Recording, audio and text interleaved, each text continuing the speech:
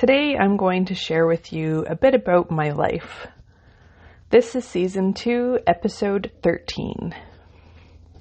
Hey, if you're new here, my name is Tanya Stephenson and I'm an independent author.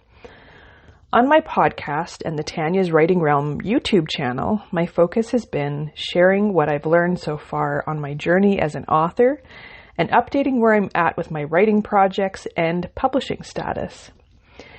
In some of my videos, I've mentioned small little tidbits about who I really am, where I live, and what my life is like, but I've never really recorded a full episode or video focused solely on who I am and where I come from. The most important high-level things that I usually share is that, well, I'm a writer, a self-published author, I'm Canadian, a hockey mom of 2 beautiful boys, and I'm a wife. The most difficult part about my life in general is that I have multiple medical conditions that make everything difficult. Today I'm going to take a walk in the past, and I hope you're willing to stick around for the full story. I was born in Ontario, and I lived a comfortable country life with my parents and 3 sisters. Yes, my parents had 4 girls.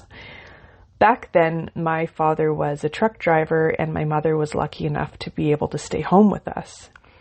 When I turned 11, my parents separated, and my sisters and I lived apart from each other, basically in pairs. I stayed with my older sister and my father, while my younger sisters moved out with my mother. Every weekend, all 4 of us girls would sleep at the same parents' home together, alternating weekends so that we would continue to stay close. We were basically all together every weekend, regardless of where we were staying. And to this day, we remain the best of friends. So fast forward a little bit. At 15 years old, my father and my stepmother moved my older sister and I to Manitoba, along with a stepbrother, a stepsister, a pregnant cat that was giving birth to kittens. Actually, she gave birth to the kittens before we moved. So we had a fresh litter of kittens, and we also had my ferret, and we had 3 dogs. Anyways, it was hard to move away from our younger sisters and mother and all of our other relatives, but later in life, it really did turn out to be a good decision.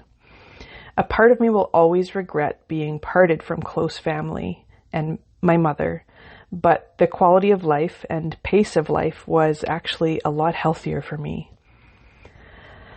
Oh, the teenage years. Teenage years were difficult, as I'm sure they were for pretty much everybody. The first hurdle was to get over adjusting to a different school system, along with trying to fit in with kids who'd grown up together their whole lives. I honestly felt like an outsider and like I never fit in throughout high school. But I focused on the music program and even wrote my own music while playing on an old, out-of-tune, upright piano in our garage.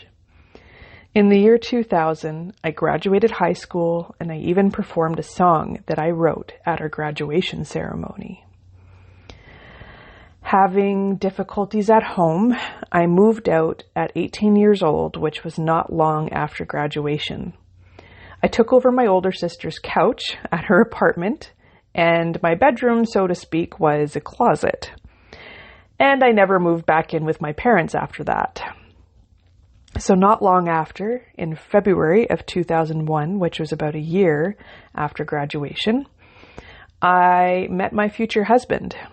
And 6 months after meeting, we moved in together, taking over my older sister's apartment, and, well, we've stayed together ever since.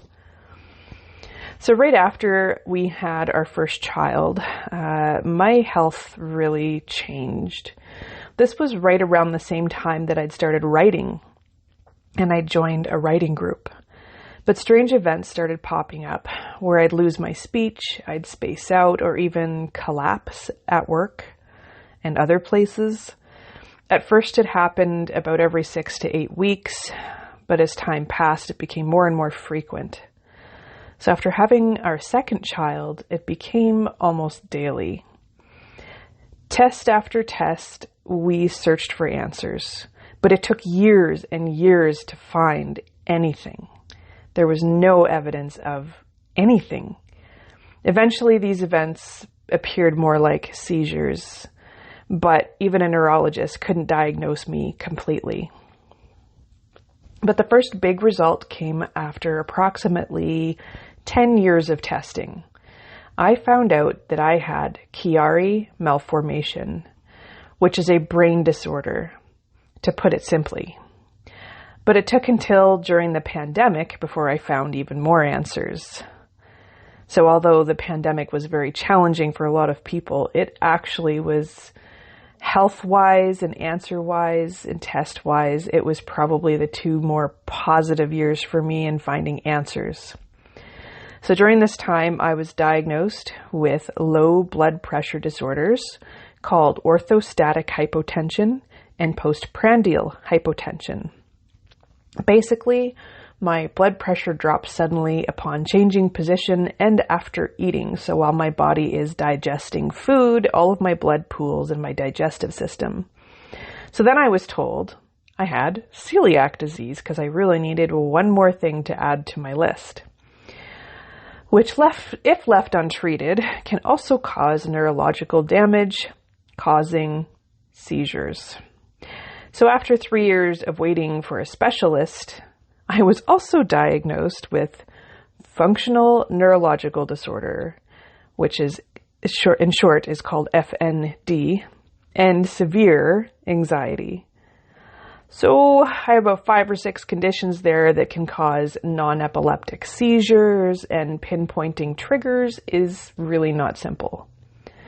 But through all of this, through everything we've been through, writing has been something that has allowed me some aspect of escape. It has also been in my back pocket as an alternate source of income in case I'm ever put on disability. Now, I've been told that I qualify for disability, but I've also been told that if I choose that path, no doctor will ever clear me to work again. So, what am I doing?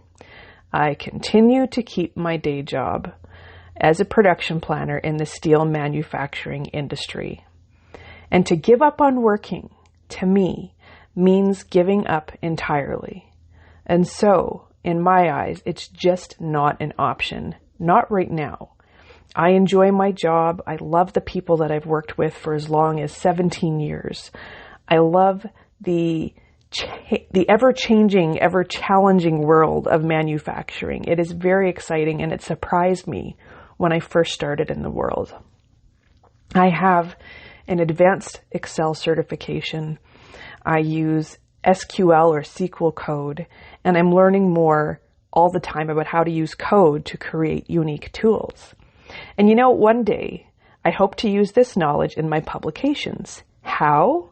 By using code to create unique ebooks and to make book formatting easier using VBA code in Microsoft Word.